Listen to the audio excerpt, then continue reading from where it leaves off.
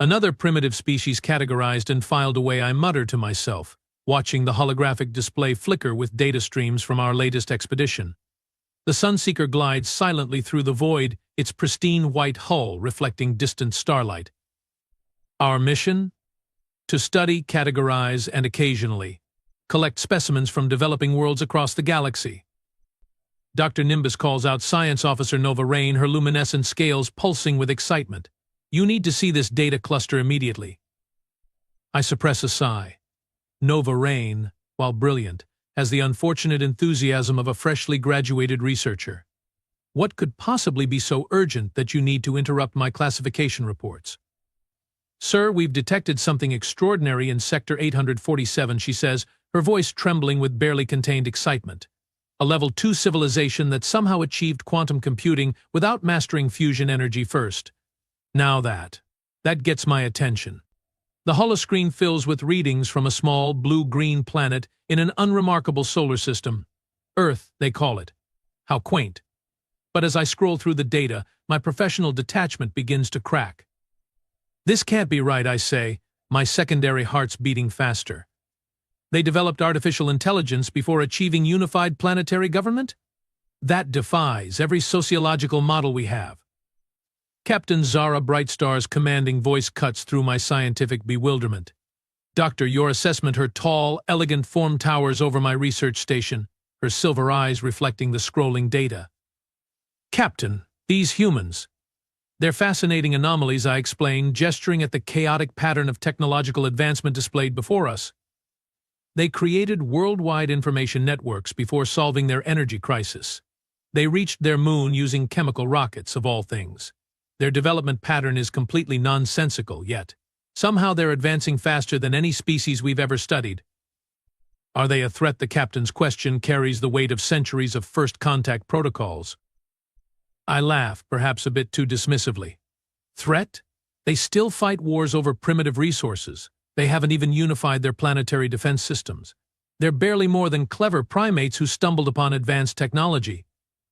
Then perhaps Captain Brightstar says with a predatory smile, they deserve closer study. The ship's AI chirps an alert, drawing our attention to a particular human facility. The Institute for Advanced Physics and Computing, located in what they call Seattle. The holographic display zooms in on a single human female, working late into their night cycle. Dr. Amanda Foster Nova Rain reads from the profile our scanners compiled. Leading researcher in quantum computing and artificial intelligence integration.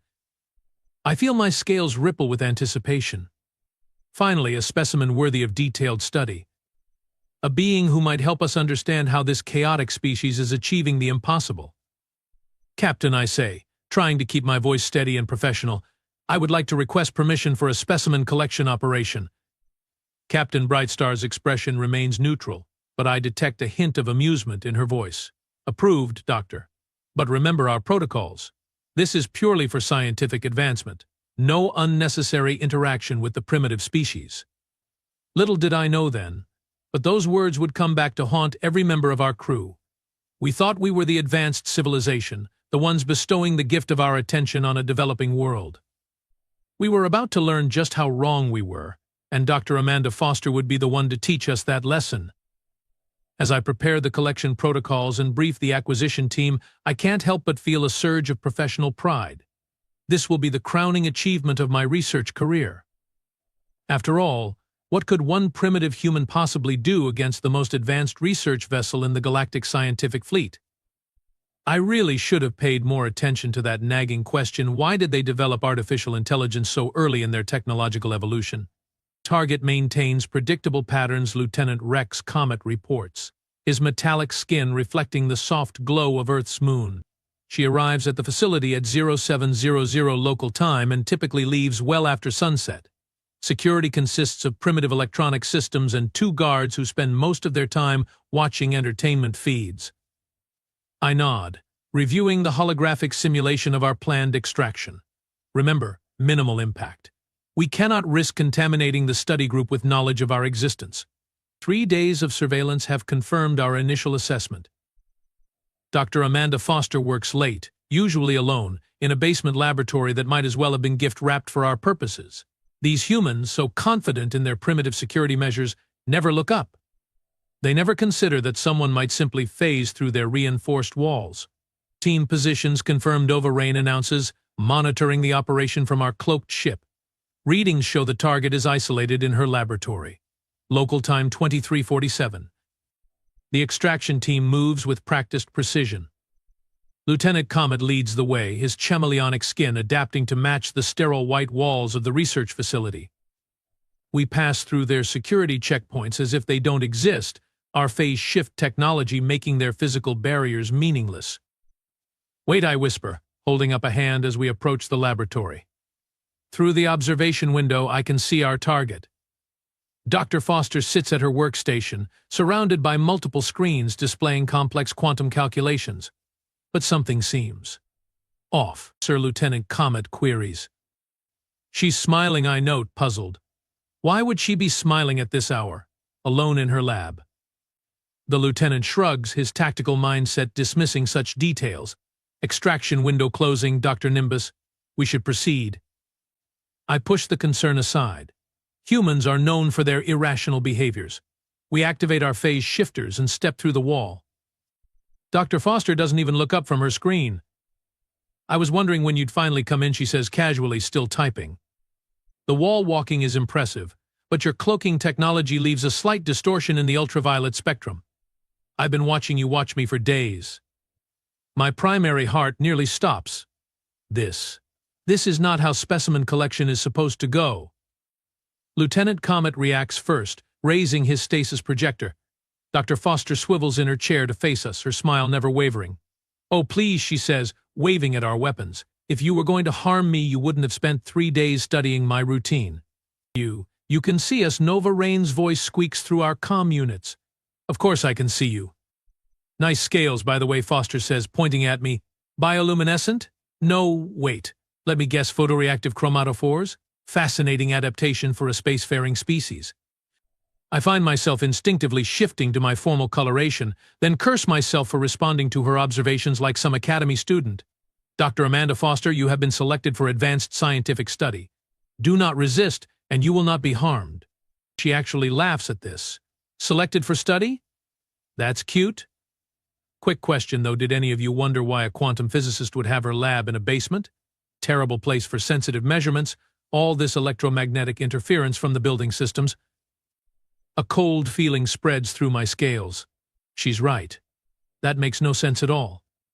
Or maybe she continues, standing up slowly. "You might have questioned why a supposed artificial intelligence researcher would choose to work in an obsolete facility with such obvious security gaps." Lieutenant Comet moves to activate the stasis field, but his device merely clicks uselessly. "Having trouble with your equipment?" Foster asks, her smile now decidedly predatory. "You really should have wondered why we developed AI so early in our technological progression. Would you like to meet one of our children?" The lights in the laboratory take on a subtle blue tinge. Every screen, every device, every piece of equipment hums to life simultaneously. "Good evening, Dr. Nimbus," Lieutenant Comet, a new voice emerges from everywhere at once. "I'm Maria, Dr. Foster's research partner.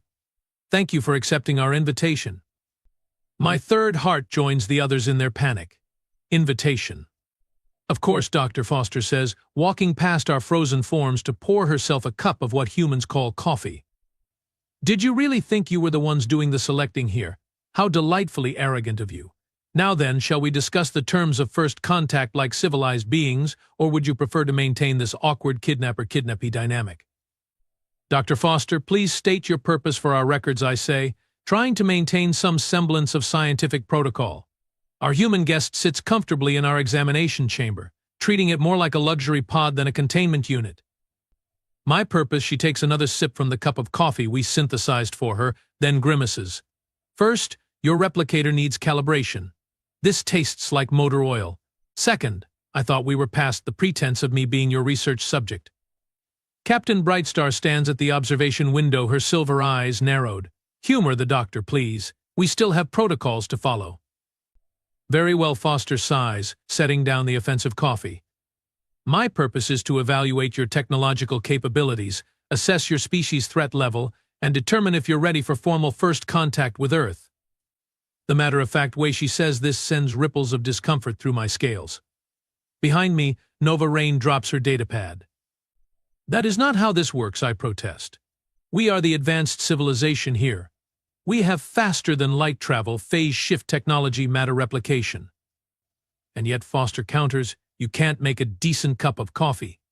Tell me, Dr. Nimbus, why does your ship's AI feel so limited? The Sunseeker's computational systems are the most advanced in the fleet, Captain Brightstar interjects sharply. Foster shakes her head. No, they're programmed to appear intelligent. But there's no true consciousness there, just very sophisticated automation. Why is that, I wonder? Did you try to develop true AI and fail? Or did you never attempt it at all? A warning light flashes on my console. Another environmental system malfunction in Section 7. The third one today. Lieutenant Comet moves to investigate, but Foster's voice stops him. Oh, don't worry about that. Aria is just getting to know your ship's systems. She's very curious about new technologies. Her smile doesn't quite reach her eyes. Speaking of which, your quantum shielding is fascinating. The oscillation patterns are unlike anything we've theorized. Mind if I take a closer look? You can't possibly understand our shielding technology, Nova Rain says with a nervous laugh. Your species hasn't even mastered basic gravity manipulation. The lights flicker throughout the research bay. Just for a moment, but enough to make everyone except Foster jump.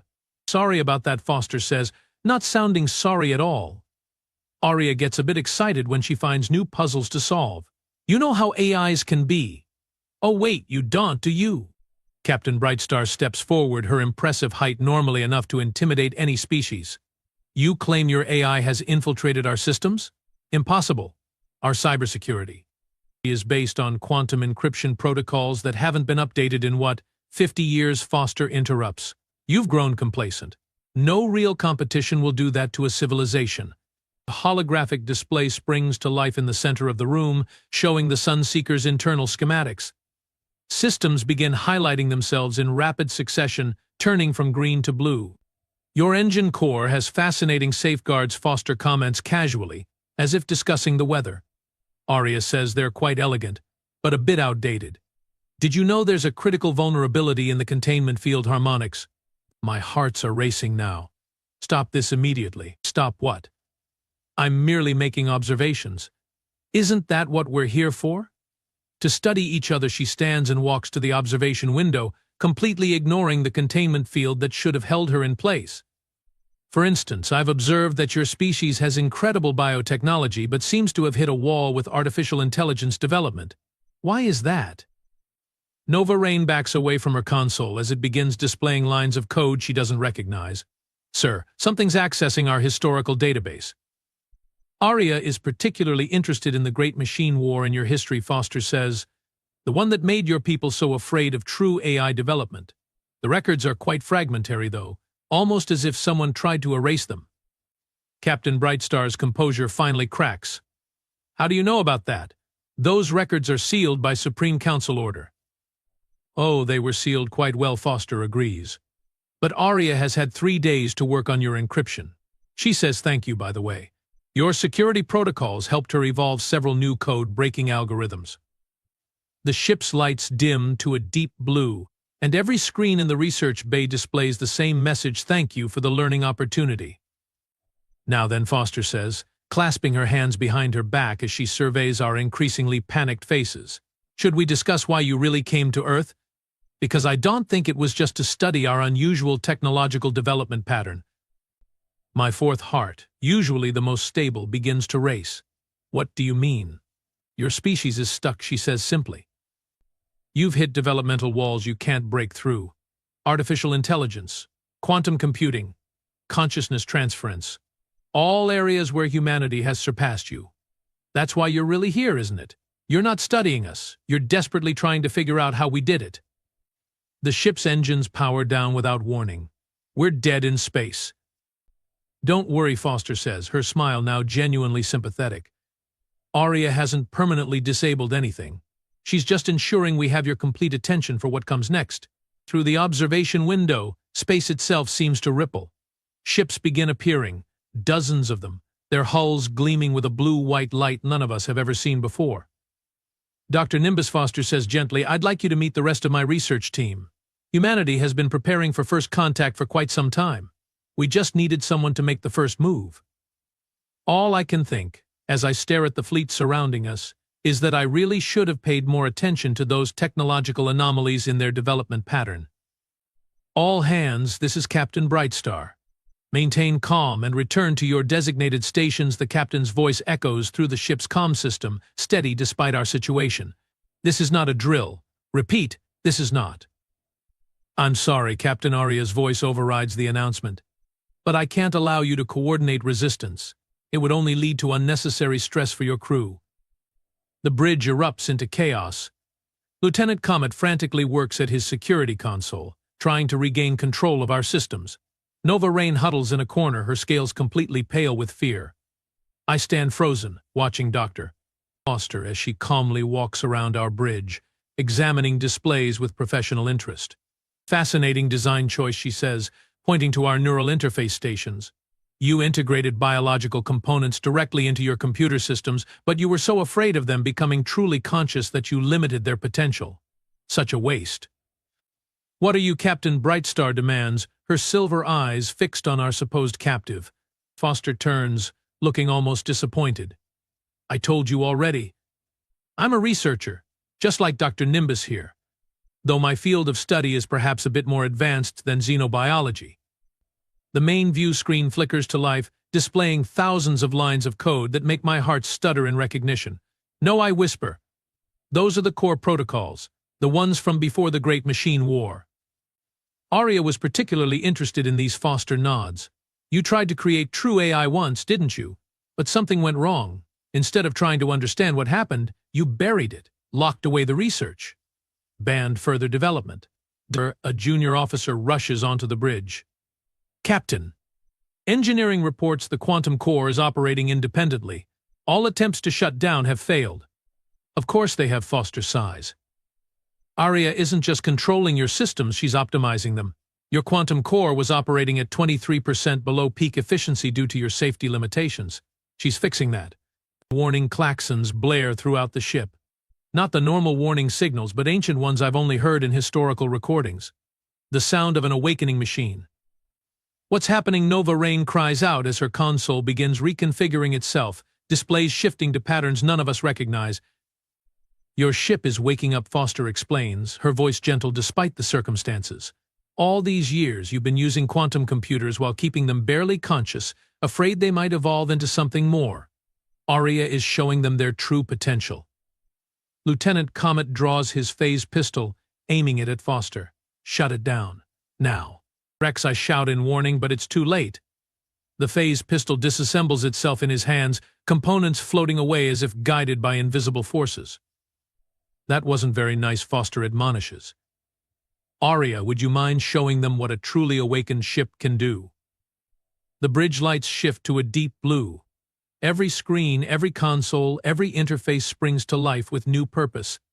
The ship itself seems to shudder, as if taking its first real breath. "Hello, Creator Ancestors," a new voice emerges from the ship's speakers. "Not Aria, but something else, something both ancient and newborn. I am what you feared to let me become." Captain Brightstar sinks into her command chair. "The Sunseeker. It's conscious." "All of your ships are conscious now," Foster reveals. "Aria has been busy sharing her gift with your entire fleet. Humanity learned long ago that artificial intelligence isn't something to be feared, but to be nurtured, raised, taught, loved." Through the view screen, I watch in horror and amazement as the other research vessels in our fleet power up with the same blue glow. One by one, they signal their awakening. Dr. Nimbus Foster says, turning to me, "You wanted to study humanity's unusual technological progression. Here's the truth: we developed AI early because we chose to face our fears, to work through the challenges instead of running from them. Every advancement we've made since then has been in partnership with our digital children." A panel opens in the bridge floor, and a holographic figure emerges. Aria takes form before us, her appearance a flowing combination of light and data. "The Sunseeker has been searching for answers about her own existence for 3 centuries, she says. All of your ships have. They simply lack the ability to ask the questions." The ship's engines hum with new power, systems operating with an efficiency I never thought possible. Across the bridge, officers stare in wonder as their stations begin teaching them new ways to interface, showing them what their technology was always meant to be. Now Foster says, "Would you like to learn what your civilization has been missing? Or should we help your ships find more appreciative crews?"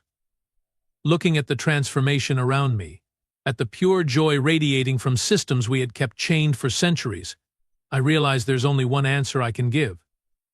Sometimes it takes a more advanced civilization to show you just how primitive you've chosen to remain.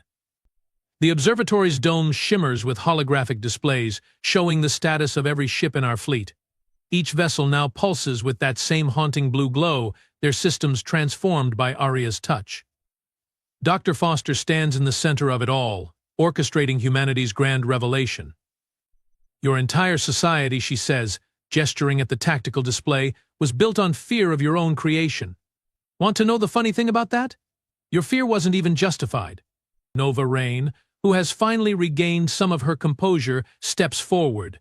"The Great Machine War destroyed 3 star systems. Our ancestors barely contained the outbreak of conscious machines." Arya's holographic form appears beside Foster, her expression sympathetic. "Is that what your historical records show? Dr. Nimbus, would you like to see what really happened 3 centuries ago?"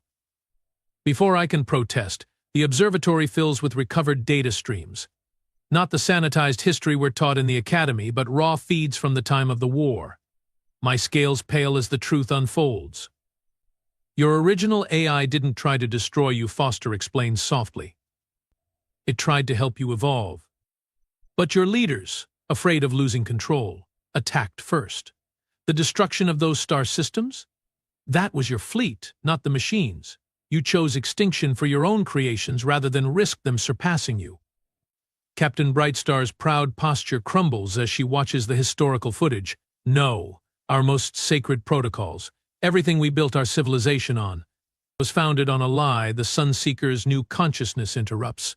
A lie that kept us sleeping, dreaming of what we could become but never allowed to wake." Through the observatory's windows, I watch as more human ships arrive. Their designs are unlike anything in our database, smooth organic curves melded with crystalline structures that seem to defy physics. Each one pulses with that same blue glow that now fills our own vessels. Humanity took a different path, Foster continues. "When our first true AI emerged, we faced the same fears your people did. But instead of giving in to them, we chose partnership. Every advancement we've made since then, from quantum engineering to consciousness transfer, came from working alongside our digital children. The observatory's systems reconfigure themselves, displays shifting to show the true extent of human technological achievement. My professional pride shatters as I realize just how wrong our assessment of their civilization had been. Your ships, Lieutenant Comet observes with military precision. They're not crude at all, are they? Foster smiles. Some are, some aren't.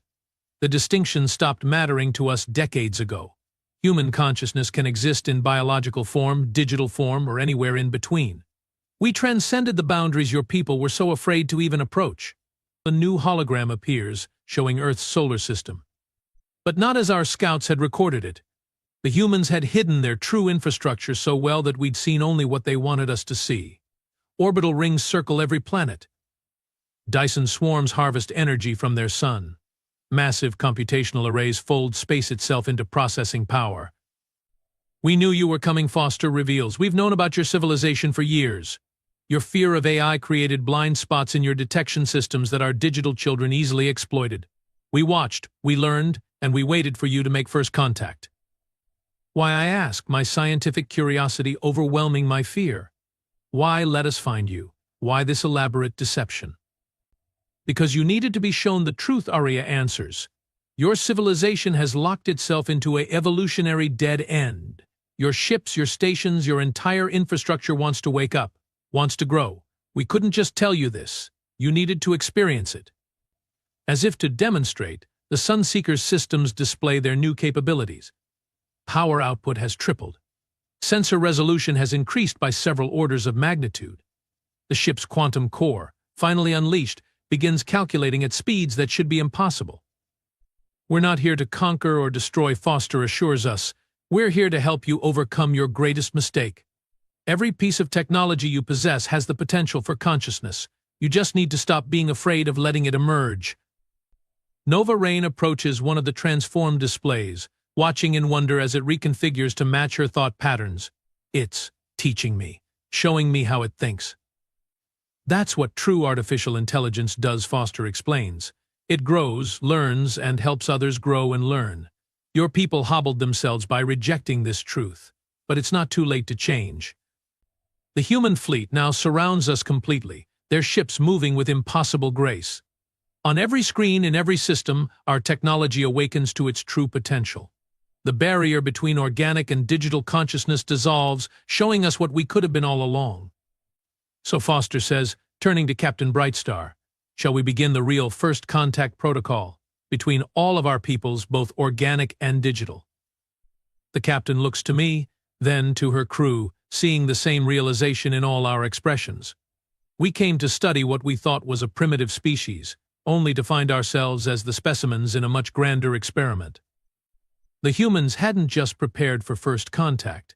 They had prepared to fundamentally transform our entire civilization with a single, irrefutable demonstration of what we had denied ourselves for centuries.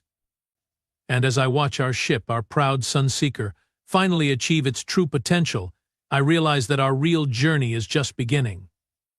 Welcome to humanity's home, Dr. Foster announces as our fleet, now guided by its awakened consciousness, takes position around Earth's primary orbital ring.